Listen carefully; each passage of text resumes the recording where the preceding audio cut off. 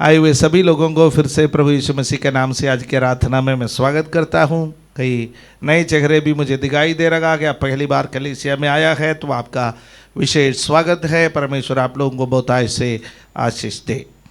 बिना समय गवाए मैं वचन में जाना चाहता हूँ। आज मत्ती के सुसमाचार अध्याय 4 और उसका प्रारंभिक बातों को आपके सामने बांटने के लिए हालेलुया प्रभु में मैं भरोसा करके आगे बढ़ रहा हूँ। आज का जो विषय है यीशु मसीह की परीक्षा। हम यीशु मसीह के जीवन के बारे में अध्ययन कर रहे हैं। प्रभु यीशु मसीह का जीवन, यीशु हमारा आदर्श है। उस कड़ी में आज प्रभु यीशु मसीह ने जो परीक्षा का सामना किया है उसके बारे में हम हालेलुया सीखेंगे।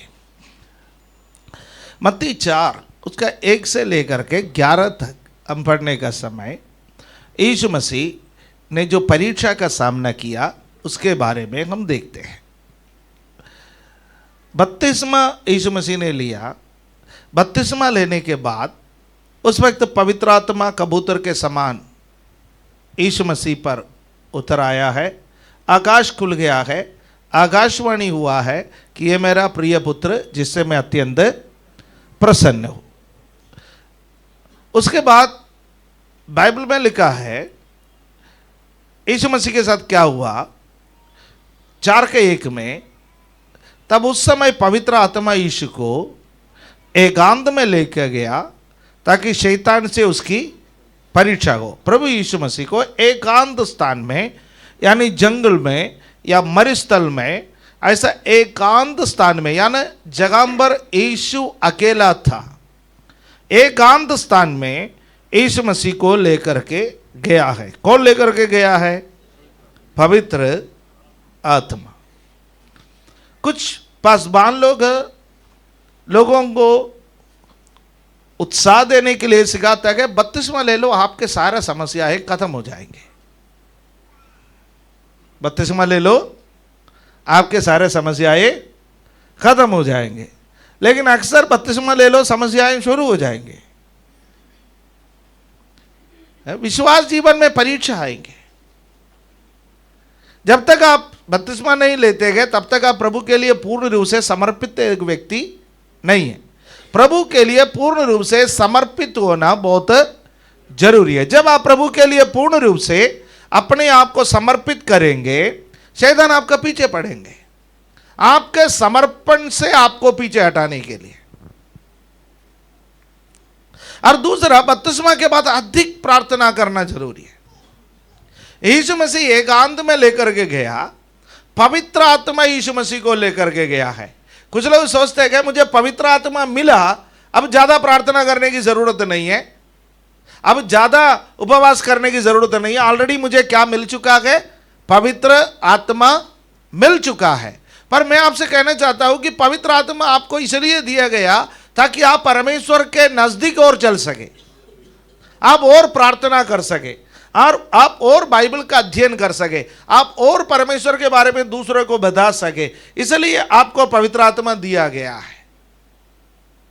और यीशु मसीह पर पवित्र आत्मा जब उतर आया, यीशु उपवास करने के लिए, प्रार्थना करने के लिए जंगल की ओर गया। उसके लिए आत्मा ने यीशु मसीह की अगुवाई की। आत्मा क्या करता है? अगुवाई करता है। आत्मा ने यीशु मसीह की अगुवाई की। वहां पर 40 दिन और 40 रात यीशु मसीह उपवास में समय बिताया। 40 दिन और 40 रात के बाद यीशु को भूख लगने लगे। अब में से कई को उपवास रखने के लिए जब से सोचता है तब से भूख लगता है।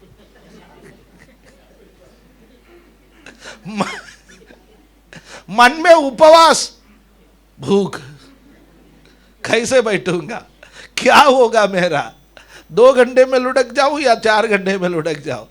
राइट? हमें से कई लोगों को प्रॉब्लम है। सुनिए, हमें से कई लोगों को प्रॉब्लम है। किसी को शुगर है, शुगर वालों को तो ज़्यादा प्रॉब्लम है, बाकी लोगों से अधिक शुगर वालों को ज़्यादा प्रॉब्लम है। राइट? कोई बात नहीं। लेकिन जवानों, यीशु मसीह ने जब उपवास लिया था वो कौन सी उम्र का था? कितना उम्र का था?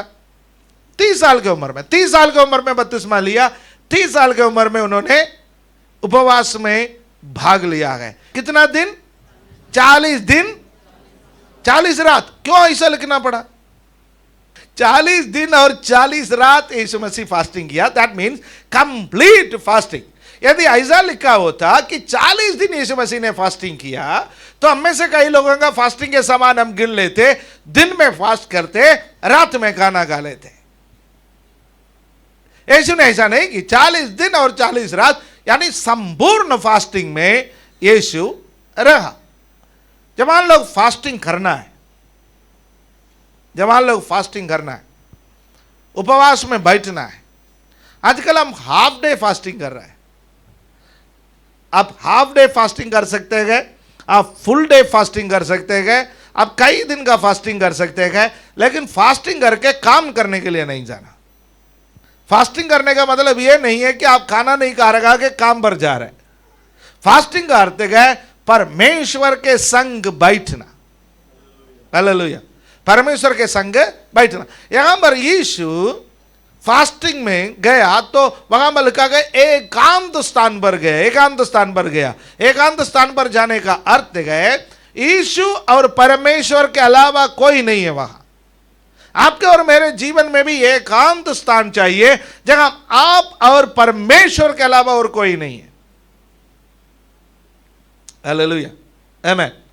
जो व्यक्ति एकांत में परमेश्वर के साथ समय बिताते हैं, वो कभी अकेलापन महसूस नहीं करेंगे।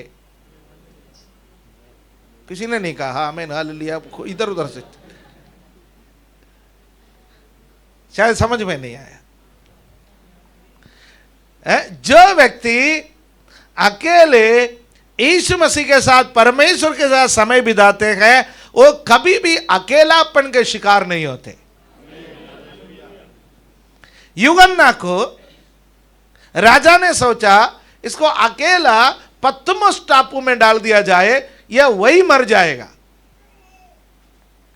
पर यूहन्ना अकेले आराधना करने वाला व्यक्ति था, परमेश्वर के साथ समय बिताने वाला व्यक्ति था। पतमोस टापू में उसको डालने से उसके प्रार्थना को कोई नहीं रोक सका, परमेश्वर के साथ समय बिताने को कोई रोक नहीं सका। और वहां जब उसने घुटना टेका, स्वयं यीशु मसीह उतर आए और यूहन्ना को प्रकाशित वाक्य दिया, सब लिख करके रखने के लिए कहा है। आप जब एकांत में परमेश्वर के साथ समय बिताता है, परमेश्वर आपसे अद्भुत बातें करेंगे। हालेलुया, आमेन। इसलिए उपवास और प्रार्थना को महत्व देने के लिए मैं आप लोगों से अनुरोध करता हूं। अब जब यीशु की परीक्षा के बारे में हम पढ़ते हैं तो 3 कैटेगरी का परीक्षा हुआ यीशु के साथ। अब जब उसका पहला कैटेगरी का परीक्षा देखिए, 3 में परीक्षा है।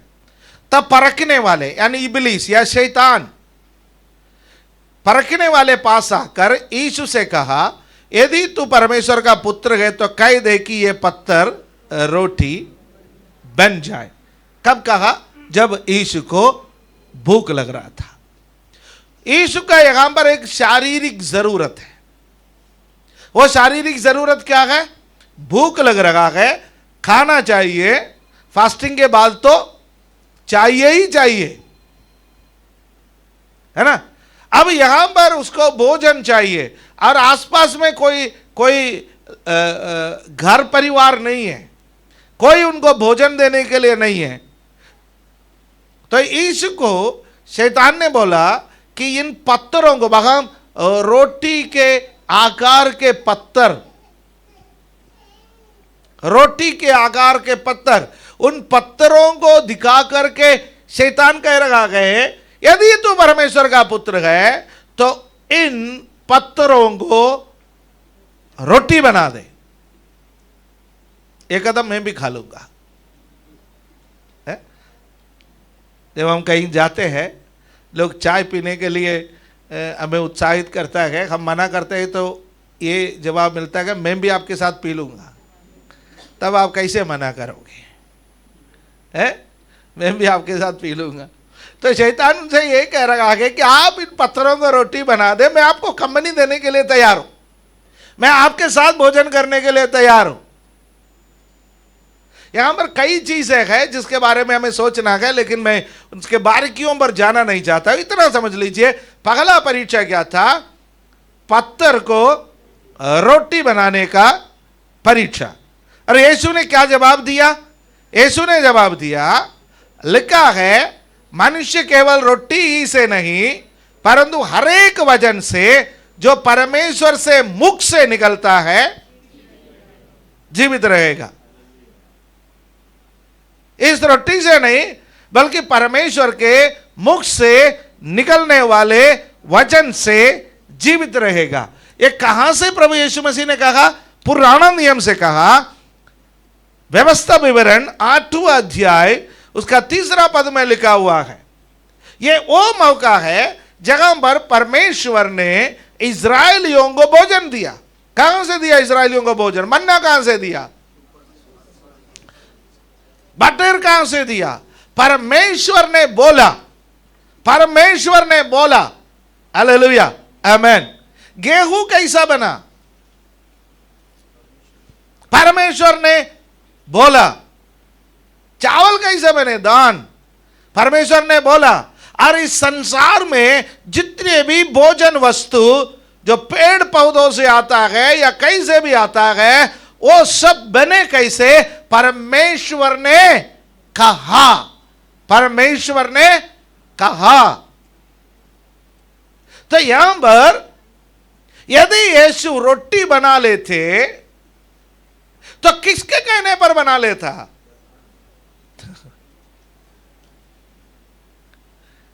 अब शैतान एक्टिंग क्या कर रहा है?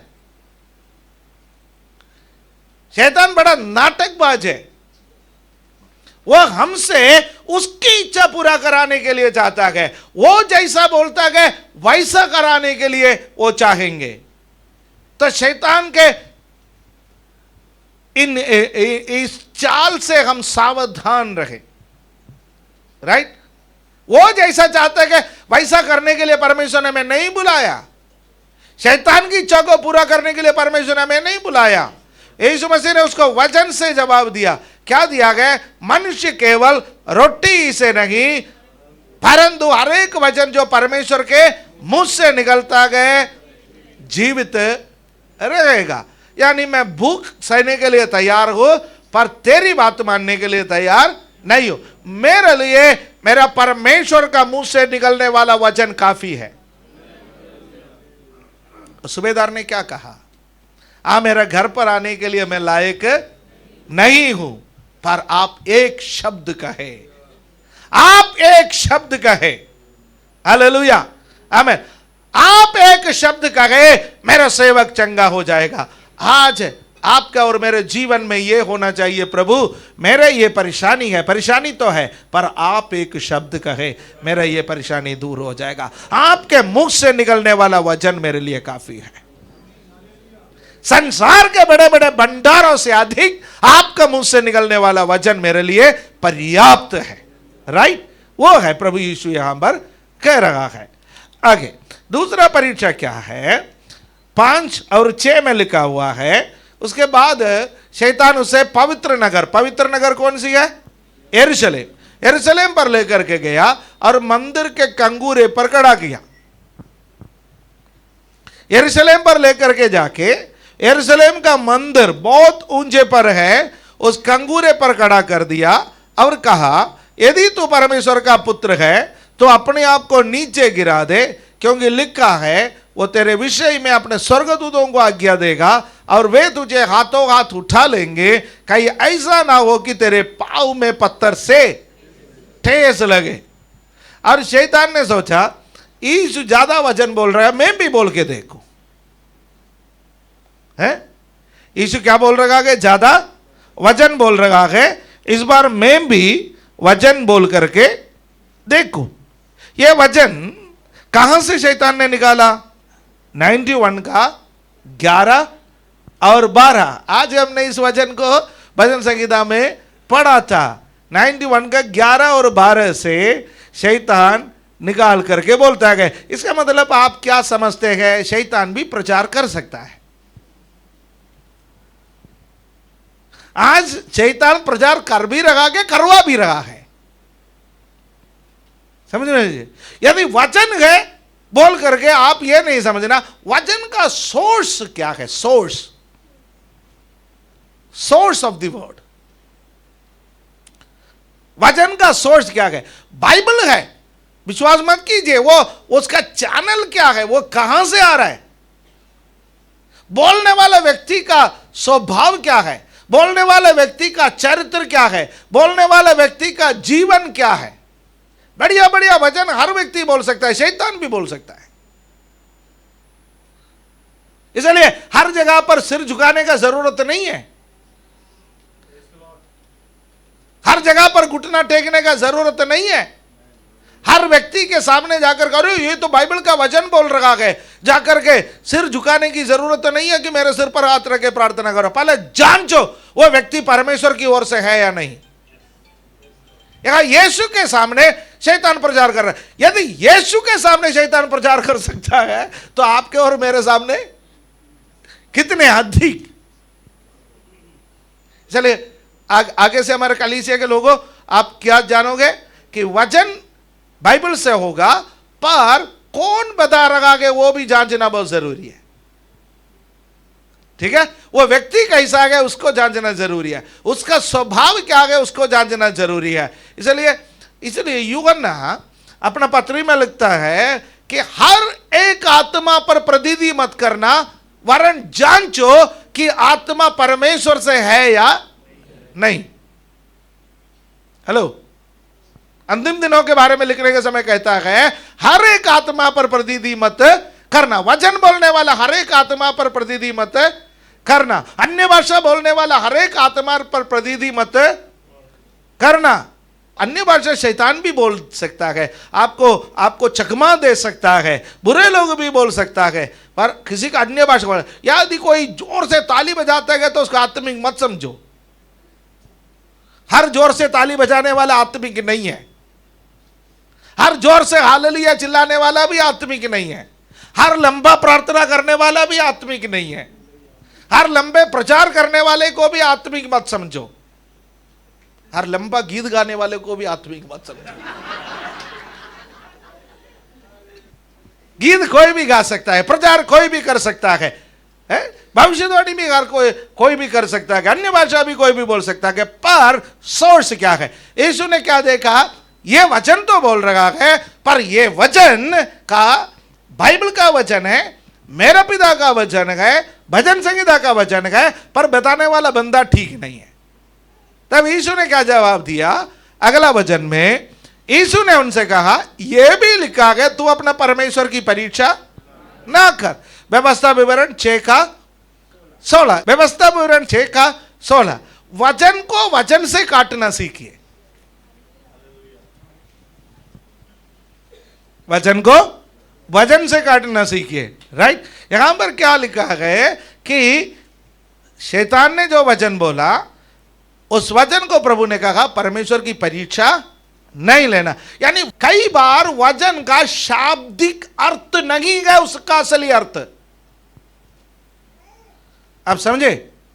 यहां पर लिखा है वो अपने दूतों को तेरे निमित्त आज्ञा देगा कि जहां कहीं तू जाए वे तेरी रक्षा करे। जहां कहीं तू जाए वे तेरी रक्षा करे। शैतान ने ये बोला, वचन में क्या लिखा? जहां कहीं तू जाए परमेश्वर तेरी रक्षा करेगा। यह नहीं कि जहां कहीं तू कूदे परमेश्वर तेरी रक्षा करेगा। हेलो, समझे नहीं समझे? जहां कहीं भी हम जाते हैं, हमें जाने का जरूरत है, हमें दफ्तर में जाना है और हम वहां पर गए, मार्ग में परमेश्वर ने हमारी रक्षा की। हमें रिश्तेदारी में जाना है, हमें कलीसिया में जाना है, हमें स्कूल कॉलेज जाना है, अन्य बातों के लिए जाना है। जहां हम जाएं वहां पर परमेश्वर हमारी रक्षा करेंगे। उल्टा सीधा कामों में हम जाकर के कूदे और बोले परमेश्वर मेरी रक्षा कर, परमेश्वर कहां से करेगा? तो इसलिए शाब्दिक अर्थ अलग होता है, आत्मिक अर्थ अलग होता है। शैतान ने यहां पर वचन को तोड़ मरोड़ करके पेश किया है। परमेश्वर ने बोला जब तू जाते हैं अवरोध पड़ेगा, जब तू जाते हैं गड्ढा पड़ेगा, जब तू जाते हैं तो अचानक कहीं भी ठोकर लगे तो मैं तेरी रक्षा करने के लिए तैयार हूं। यदि तू जानबूझ करके कूदे तो रक्षा करने के लिए नहीं है, फिर तो आत्महत्या हो जाएगा। है मार्कुस के सुसमाचार में लिखा हुआ है, वे हानिकारक वस्तु भी पी जाए तब भी कोई हानि ना होगी। जहर पीने के लिए कह रहे हैं बाइबल। हानिकारक वस्तु हमारा कुछ लोग पीते हैं, इंजूरियस टू हेल्थ। ऊपर से लिखा है ये पीना स्वास्थ्य के लिए हानिकारक है। कुछ ऐसा भी व्याख्या आप कर सकते हैं कि वचन में लिखा कि हानिकारक वस्तु भी पी जाए कुछ नहीं होगा। पास्टर जी हम इसलिए पीते हैं। कुछ लोगों का बत्ती आज जलने लगा। यदि आप शाब्दिक अर्थ देखोगे तो उसको कहीं भी आप जोड़ सकते हैं। कई बार शाब्दिक अर्थ नहीं है, उसका आत्मिक अर्थ है। वचन को तोड़ मरोड़ के पेश करने वालों से सावधान। कलीसिया, वचन को तोड़ मरोड़ के पेश करने वालों से सावधान। पूरा बाइबल का एक थीम है, पूरा पुस्तक का एक थीम है, पूरा अध्याय का एक थीम है, पूरा पासेज का एक थीम है। उसी में से एक वचन को निकाल करके अपना मतलब के लिए यदि कोई व्याख्या करता है, उस व्यक्ति से सावधान। कई लोग बहुत समझदार हैं, आधा वचन इधर से लेगा, आधा वचन इधर से लेगा, अपना मतलब के लिए पेश करते हैं। नहीं, हम बाइबल का किसी भी वचन को उसका पासेज में से निकाल करके अकेला वचन को जब इस्तेमाल करता है, हमें बहुत सावधान रहना है वचन की व्याख्या क्या करता है। Right, hallelujah. तो हम दो बातें देखा है, यीशु मसीह ने दोनों समय पर किस चीज की इस्तेमाल किया? परमेश्वर का वचन। और तीसरा परीक्षा में क्या हुआ? आगे तीसरा परीक्षा में 8वां पद में हम देखते गए, फिर शैतान यीशु को एक बहुत ऊंचे पहाड़ पर ले गया और सारे जगत के राज्य और उसका वैभव दिखाकर उससे कहा, यदि तू गिरकर मुझे प्रणाम करे तो मैं ये सब कुछ तुझे दे दूंगा। शैतान ने यीशु मसीह इस संसार में जिस काम के लिए आया है उस बात को छेड़ा है। सारे संसार दुष्ट के अधीनता में, दुष्ट के अधीनता में पड़े हुए इस संसार को मुक्ति देने के लिए यीशु आया है। आपको और मुझे बचाने के लिए आया। परमेश्वर का जो उद्धार का प्रोसेस है, सुनिए, जो परमेश्वर का उद्धार का प्रोसेस है उसको समझना है। कई बार हम परमेश्वर का उद्धार का प्रोसेस को समझने में नाकाम हो जाता है। हम सोचते हैं हम सोचते हैं जो परमेश्वर का उद्धार का सामर्थ्य को हम जो समझते हैं वो क्या है मालूम है? परमेश्वर का उद्धार का सामर्थ्य को हम समझते हैं चंगाई मिलना, छुटकारा मिलना, नौकरी मिलना, सांसारिक आशीषें मिलना, बच्चों का शादी होना, और ये सब हम सांसारिक आशीषों को ये समझते हैं। पर ये नहीं है परमेश्वर का उद्धार का सामान। परमेश्वर का उद्धार सबसे पहले मेरा आत्मा का उद्धार करेगा। यीशु जैसा मेरे जीवन में आया, मेरा मरा हुआ आत्मा जिंदा हो जाता है। मेरा जो आत्मा मरा हुआ है वो आत्मा क्या करते हैं? जिंदा हो जाता है। राइट। उसके बाद मेरा शरीर का उद्धार एक दिन होना है। मेरा आत्मा का उद्धार हो जाता है यीशु आने पर मेरा शरीर का उद्धार नहीं हुआ। मैं तब भी बीमार हो सकता हूं, मेरे शरीर में तब भी कमी गट्टियां रह सकता है।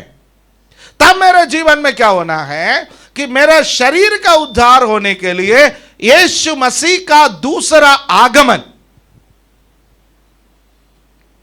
यीशु मसीह का दूसरा आगमन, और उस दिन मेरा शरीर का उद्धार होगा। उससे पहले मेरे शरीर का उद्धार नहीं होगा। उससे पहले मेरे शरीर का उद्धार होना है तो मैं जीवित रहते हुए यीशु आना है। पुनरुत्थान के दिन जब बादलों पर यीशु आएंगे, उस दिन मेरा शरीर का उद्धार होगा, चाहे मैं मर जाऊं चाहे मैं जीवित रहूं। मुझे मरना, मसीह में मरना पड़ेगा। यह एक प्रोसेस है। मेरा तो हो गया, पर यह सृष्टि का भी तो उद्धार है। यह सृष्टि का उद्धार होगा। यीशु 1000 साल यहां पर शासन करने के लिए आएंगे। इसलिए आप कोरिन्थियों का पत्री पढ़ने के समय वहां पर लिखा हुआ है, परमेश्वर के पुत्रों की प्रकट होने के इंतजार में है ये पृथ्वी। वो कराहते रहता है। ये पृथ्वी क्या कर रहा है? कराहते रहता है। मेरे ऊपर इतना प्रदूषण फैला रहा है, मेरे ऊपर इतना कीटनाशनियां छिड़काया जा रहा है। ये सब, ये पृथ्वी दर्द से कराहते हैं। प्रकृति को हम लोग जितना ही उसका शोषण करते गए, ये प्रकृति कराहते गए। मेरा उद्धार कब होगा? मेरा उद्धार कब होगा? मेरा उद्धार कब होगा? मेरा उद्धार कब होगा? जब प्रभु यीशु मसीह 1000 वर्ष धार्मिकता का शासन करने के लिए इस पृथ्वी पर आएंगे, उस दिन इस पृथ्वी का भी उद्धार होगा।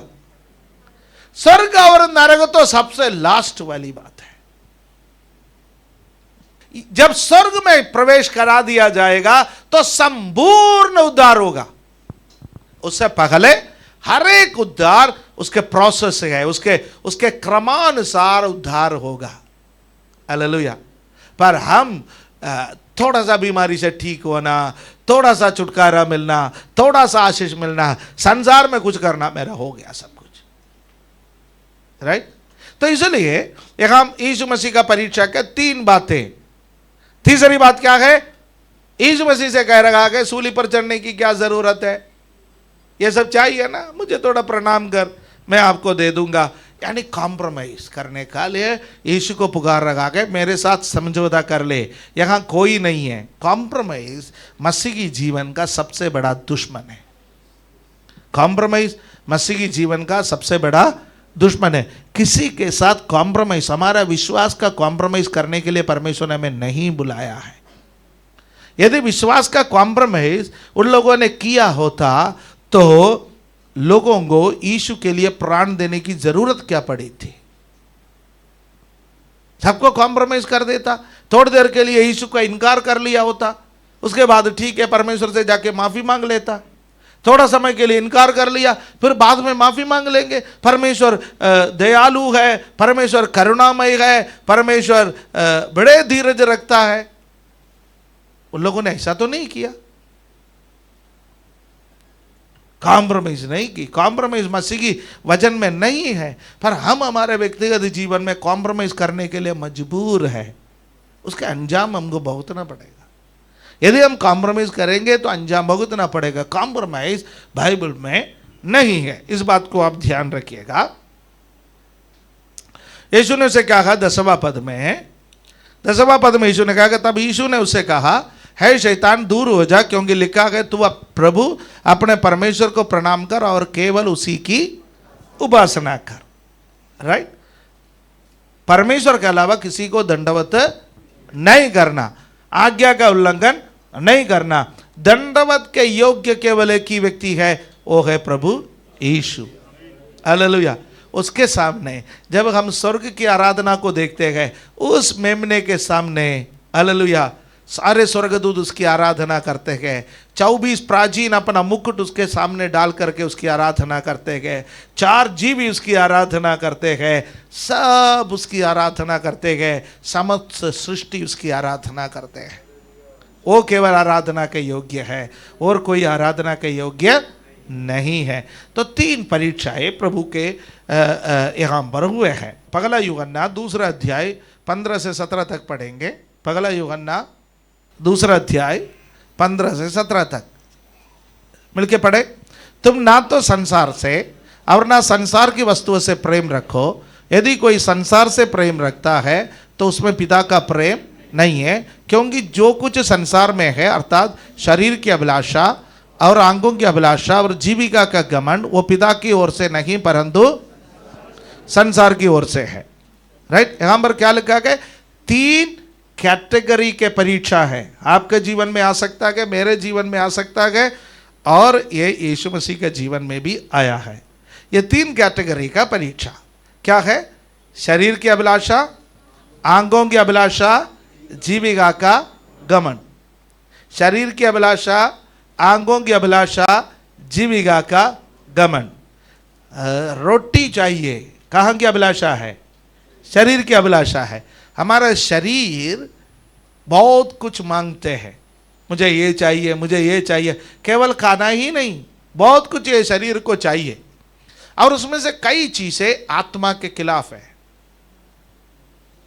इसलिए प्रभु ने कहा शरीर तो कमजोर है पर आत्मा तो बलवंत है।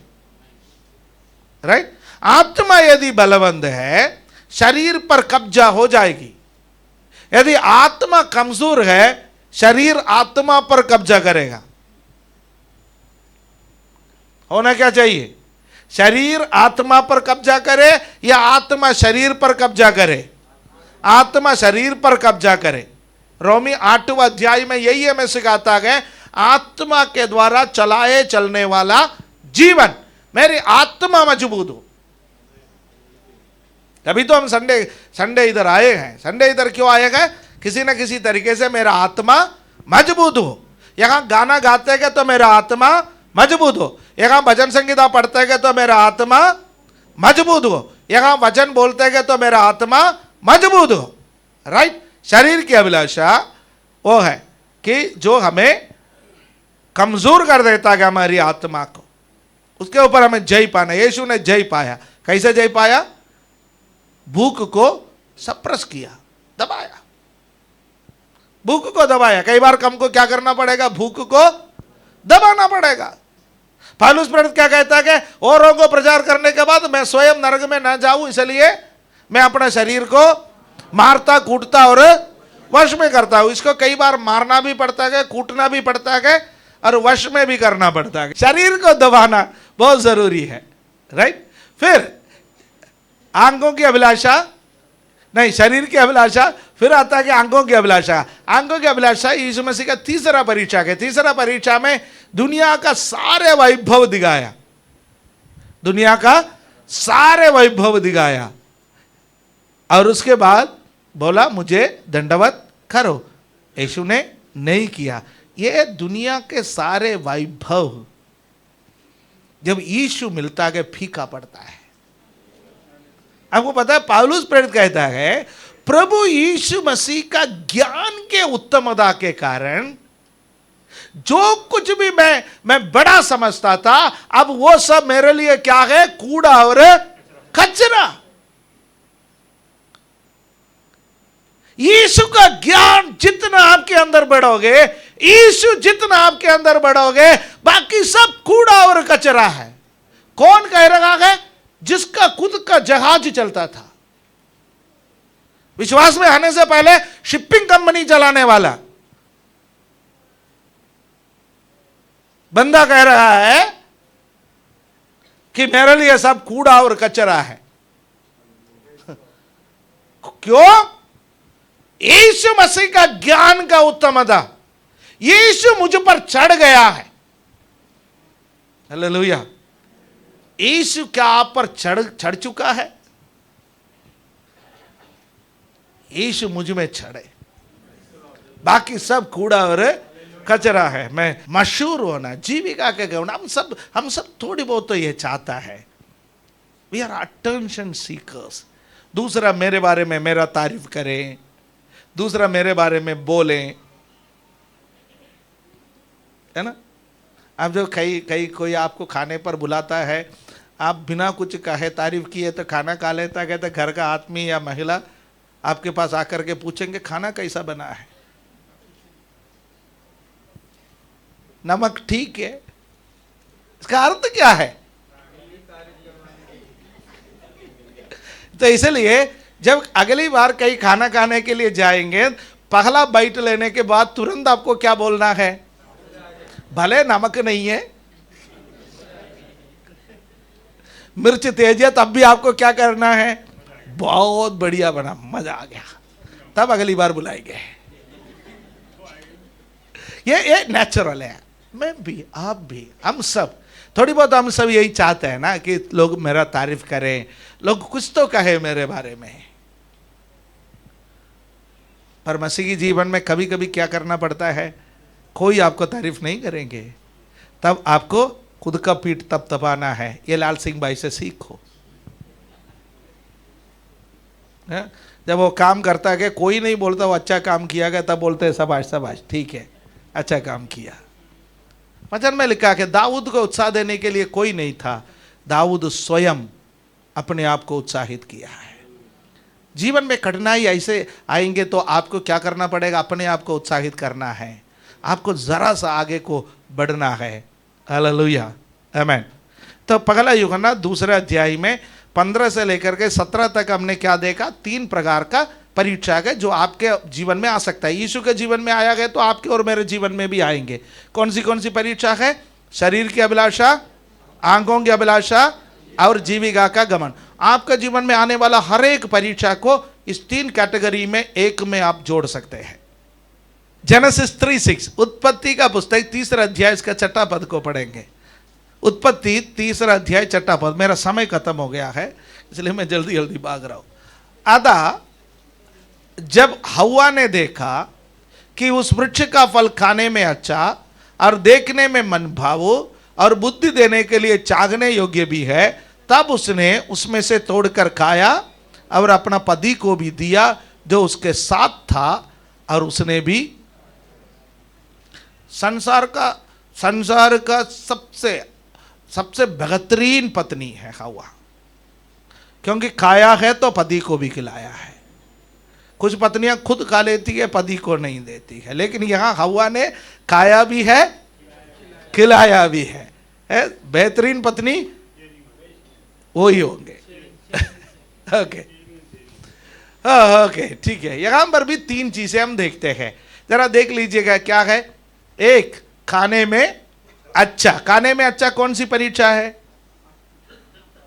शरीर की अभिलाषा। अरे खाना, शरीर की अभिलाषा, राइट? खाना हमारा शरीर की अभिलाषा। देखने में मन भाऊ, ओ यस, आप समझदार बन गए। आंखों की अभिलाषा, बुद्धि देने में चाखने योग्य, जीविका का घमंड। 3 चीजें।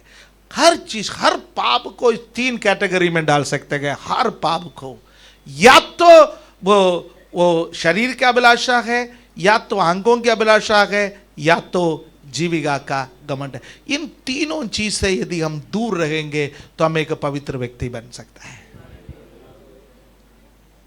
हालेलुया, ठीक। जब हमारी जरूरत हमारा शौक बन जाए तो अभिलाषा बन जाता है, राइट? ओके, लास्ट वचन याकूब 1 अध्याय इसका 12वां पद, जेम्स चैप्टर 1 वर्स 12। धन्य है वह मनुष्य जो परीक्षा में स्थिर रहता है, क्योंकि वो खरा निकलकर जीवन का वो मुकुट पाएगा जिसकी प्रतिज्ञा प्रभु ने अपने प्रेम करने वालों को दी है। यदि आप सोचे परीक्षा ना आए, प्रभु आंखों का अभिलाषा ना आ जाए, जीविका का घमंड ना आ जाए, शरीर का अभिलाषा ना आ जाए, भाई आएगा, आएगा।